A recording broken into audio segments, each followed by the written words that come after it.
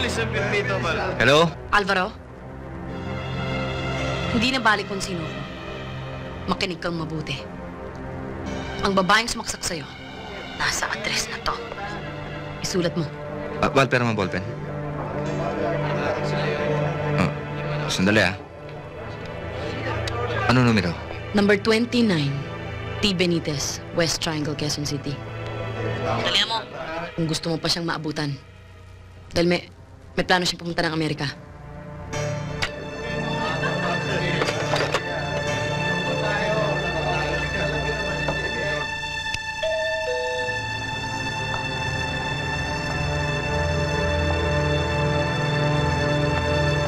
Ay! Si Ma'am pala! Akala ko nasa taas kayo. Lumabas pala kayo.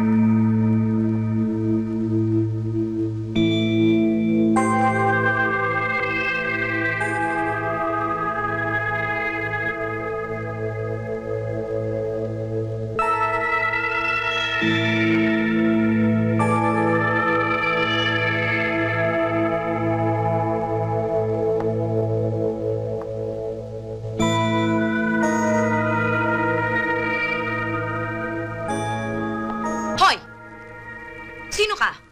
Anong ginagawa mo sa pamamahay ko? Sino ka? Bakit ganyan ang mukha mo? Paanong... Aba, hoy!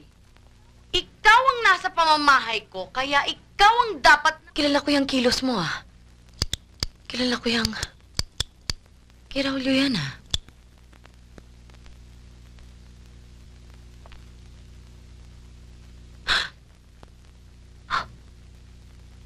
Jo, ikaw ba yan?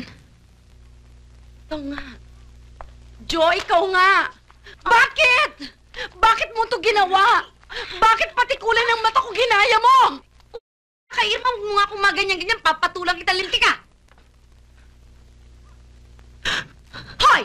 Mga mo sa kayo, lumayas kayo dyan! Pinagkatiwalaan kita. Iniwan ko sa yung bahay ko. Binigyan pa kita ng pera tapos... Hey, Irma, hindi ko hiningi ang perang binigay mo sa akin. At hindi rin yun nanggaling sa kagandahang loob mo. Dahil yun ay bayad sa pagbabantay ko sa bahay mo. Bayad pala. Kinuha mong lahat sa akin bilang bayad. Baka naman gusto mong magpasalamat pa ako sa'yo.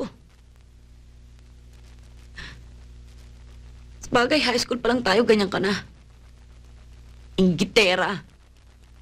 Manggagamit. Amoral. Hoy, Irma!